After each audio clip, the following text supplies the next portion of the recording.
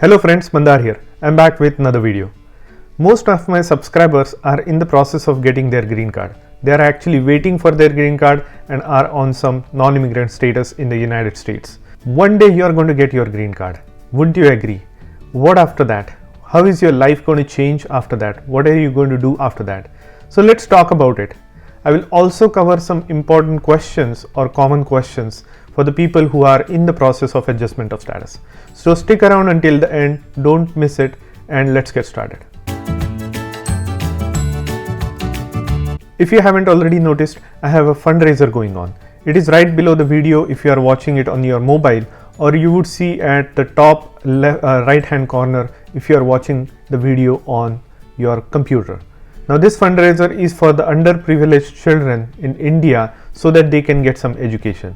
So if you would like to support this cause, please feel free to do so. And by the way, nothing comes to me, everything goes directly for the cause.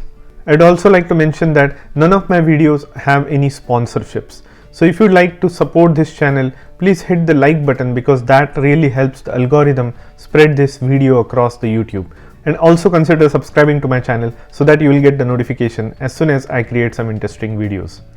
Now personally, I went through two immigration processes for Canada and the United States. So I know exactly how it feels to be part of this process in the long endless wait. Now there are two types of situations that you will encounter. One is worrying about when it's going to come, when is your process going to finish, and that thing will bother you most of the days. But there are other days when you will not even think about this immigration because that is going on in the background. You have a good life, you have a good job, and so it will just be in some background that you will not even think about. But there will be days when these things will come back to your mind and really worry you. Now you look up to some people who have the immigration status or who have citizens, and you look at them and see what are the things that they are doing or they are able to do, having freedom from the job. And you look at them and think that they are living their American or Canadian dream, and you would like to do so too, naturally. And you will wonder, when will that day come for you? Believe me, it will come, and it will come soon. And the reality is that the most of the immigration things you have no control on. There is no control on the process. Well, there are a few things that you can expedite, but that's about it. But most of the things are out of your control. So what I would suggest is focus on your life. Focus on what you want to do after you get a green card. But say you get it today, now what? You still have the same job, same boss, same salary, same work, same wife, same kids. Okay, I'm going a little bit too far, but you get the point. Nothing is going to change unless you have a plan. So let's look at a couple of things that you would want to do after you get your green card. Because in most of the scenarios, while you are getting your green card, you are tied to your employer. Now I'm talking about employment based green cards only, because marriage based and family based, there are a lot of things that you can do because you are not bound to your employer who is sponsoring you. But in this case, because you are tied to your employer, you are tied to your work and you don't have that flexibility to go out and do other things, such as if you want to do two jobs, you have to get two H1Bs. Now you could also get an EAD, but it's very hard to maintain a job on EAD plus job on H1B. But it will not be possible for you to maintain your H1B status and also being on EAD. That's not possible. So there are a lot of limitations while you are waiting for your green card. So once you get a green card, you would be thinking that you have lots of options. Let's consider what are the things you could do as an immigrant. First thing comes to your mind, all these years while you were waiting for your green card, you were stuck with one single employer. Now if it happens to be your dream employer and your dream job, then nothing to worry about it. Even after getting a green card, you can continue to work for them and live your life. But what if you are stuck in a job that you really did not want to do? What if it was a dead end job? First thing you want to do is update your skill set, update your resume, and get a good job. And that is option for most of the people. Getting a green card is just about being able to change a job as you please. Isn't that amazing? And there is nothing wrong with it. But there is another group of people who would be thinking, once I get my green card, I would not be changing my job, but I would be ditching my dead end 9 to 5 job. I'll be starting a business, or I'll be starting a startup company. You might have some idea in your mind that you wanted to get it out there, but since you are stuck with your employer and your visa status, you were not able to really do anything about it. Now here's your chance. Now here's your chance to quit your job, do it responsibly, and start your company, start your business, or whatever you wanted to do. Now there are other things that you could do. Start a franchisee. Now this might not happen with everyone, but remember that last time you went out for a dinner with your family and everybody was talking about the food and you were looking around and wondering, what if I could own something like this, restaurant? Isn't that something that you wanted to do? Now here's your chance. You got a green card. You will now qualify for franchisee. You'll now qualify for loan for the franchisee, and you can think about going into the franchisee business. It could be a restaurant, and it could be some service provider. It could be tons of things that you could want to do as owning a franchisee. I have gone through this process, and if you want, I'll make a special video on this. There are a lot of things to consider. Put it down in the comments below and I can give you my thoughts. Another thing people want to do is investing. What do I mean by that? Investing in stocks, bonds, or options trading. Now I would admit I never ventured into the options trading business because I'm not confident in that side. But I do stocks and I do trade. So that's something that you can start doing immediately. Now even on Visa you are able to do this, but now you can expand it. You can do the capital gains. You can do your 1099 tax returns, things like that. Now there are a lot of possibilities that you can do in stocks and investments. How about venture capitalism? Now you have worked in the industry long enough, you have some pool of money or some capital that you could invest in a venture. What that means is some people like 10, 15, 20 or up to 50 people come together. They pool money and they invest into some businesses like real estate, like some startups or some companies that will give you dividends and that will give you returns. This is a very good business model and a lot of people are doing it at the moment. So you could do something like that. If you want more information on this particular topic, I will be happy to make a video. Also leave comments in the description if you want to hear about it. Next thing comes to my mind is real estate. Now real estate could be several different ways. You could be doing in partnerships or you could be going it all by yourself. Now flipping homes is nothing new. You must have watched HGTV, how people buy old homes and renovate them and sell it at a higher price. It's called home flipping. But remember, this is a very risky business and you need to have a lot of capital to be able to sustain through the entire process to make any gains. So this is something that I would caution unless you have some big bank balance and you have some experience behind you.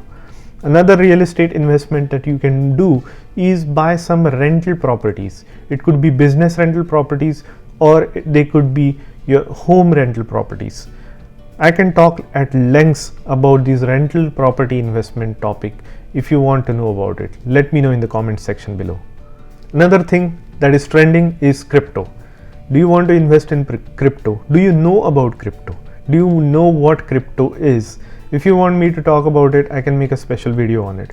There are people who believe in it and there are a lot of people who don't believe in it absolutely. Now it's something that's coming up in trend in the last 10 plus years. So it's not a recent trend, but it is something that will go somewhere. And I believe it will go somewhere, if you know what I mean. So I'll be happy to make a video on crypto. Let me know if you're interested in it. So these are some of the things that I would say people think about while they are waiting for their green card to be processed. Now once you get a green card, you can pick up any one of these and build your American or Canadian dream. Well, if you already are working in your dream job while you are waiting for your green card, you might as well continue to work on it, and this all of this will not matter to you. So leave your comments in the description. I like to read them and tell me what are your interests, what are the types of videos you would want me to make in this particular category. Now let's turn our attention to our main topic, which is some common questions that my viewers have asked me regarding adjustment of status. Now one of the most common question that I get is such and such is my priority date and this is my visa category. When do you think that the priority date will become current? Now this is the question that I have pondered on and I have responded to a lot of people on it and they have appreciated it. But here's what I would like to tell you. In the recent year, last year and upcoming year, we have a confidence that all of these dates for the backlog countries are going to move at a rapid pace. So you might see a progression in the dates for EB2 for India in particular by about 2 to 3 years this year and 2 to 3 years next year. So by the end of next year, by the end of fiscal year 2022, which is September 2022, I would expect to see EB2 dates in final action dates to go somewhere around 2014. So that is my prediction, and this is based upon the number of visas that are available this year and next year that we already know about. So 262,000 visas were available this year until September, and 275,000 visas are expected to be available for the next year, which is starting October 1st, 2021. So based on that, I would predict that EB2 for India will go as far as end of 2014, if not longer. Now EB3, this might go beyond 2016 or up to 2017. Now it's to be seen, so don't take my word for it, because there are a lot of downgrade petitions happening as well. So it remains to be seen if these two dates even out at some point for EB2 and EB3. So we'll see. So when you ask me about this is my date, I can tell you based on my educated guess for the next 2 years.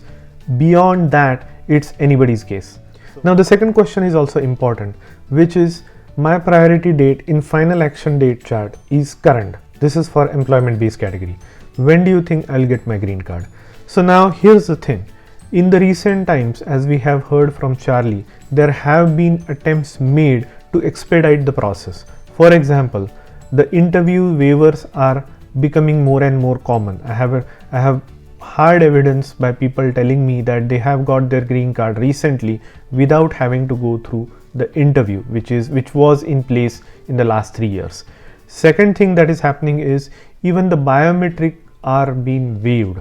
Yeah, people are actually getting the letters saying that we have your biometrics from your previous application and we will be able to reuse it. So there is not going to be a biometric appointment for you. So they will process your background check based on the biometrics that they already have. So these two things are going to heavily impact the case timings. The case timings, processing times are going to reduce, because these two are the biggest things that where USCIS has to schedule you for an in-person visit. Now if these two things go away, the processing times can significantly speed up.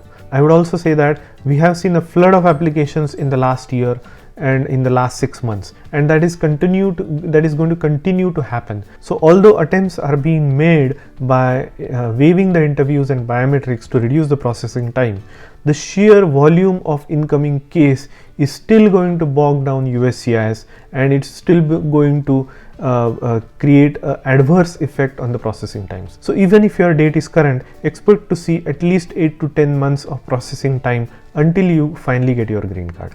Now another common question is medicals, I-693. I have made a special video on it and you might want to watch it. Where do we send the medical forms to USCIS? Now here's the thing, you will get a specific letter from USCIS for RFE, request for evidence, in particular to request your medical records. So once they send that letter, there will be clearly an address in it where you should send it. So you can get your medical exams done. The doctor will give you a sealed envelope and you have to send it to USCIS to the address mentioned on your RFE. Now make sure you do it within 60 days of getting that RFE. So some people are saying that they have already gone through the biometrics, they have already got their EADs, but 6 months have passed and there is no update. Now I can tell you there are people who have waited even longer. I have known the cases where people have waited for 1.5 to 2 years after their biometrics, even their priority dates were current. Now this was granted, this was during the time frame where interviews were still happening. So I wouldn't expect that long, but expect to see anywhere between 6 to 8 months for getting your green card after your biometrics. Now interesting question somebody asked. We have a good run of 1 or 2 years of priority dates progressing so fast in the last year and continuing, and we'll see to continue to happen in the next year. So do you think that there will be retrogression? Now here's my thought on it. Things are different this time of the year, this year and next year. The reason is because of the pandemic, the consulates abroad were not issuing any green cards. This is very contrary to what used to happen in the past. There were tons of visas, there are tons of immigrant visas or green cards given out through consulates, and those numbers never really came to EB category. Now things really drastically changed last year and will do so next year. Don't expect that consulates will be closed for a long time. At some point they have to open. They have to start issuing out family-based category green cards to people from outside the US. And remember, we are in a government that supports family-based immigration. So expect that consulates are going to open soon and they are going to start rapidly issuing green cards through the consulates. And I would say in the fiscal year 2022 onwards, we will not see these many number of visas spilling over from family based category to employment based category. So this year and next year, yes, priority dates will continue to run faster, but come 2022, end of 2022, starting October of 2022, I would expect things to slow down in EB category unless any laws change. If say for instance the per country cap is removed or number of green cards are increased for EB category, unless that happens, we might see a slowdown and even some retrogression. So I hope you like the content of these videos. If you like the content of this video, please hit the like button and consider subscribing to my channel, and I will see you in the next one.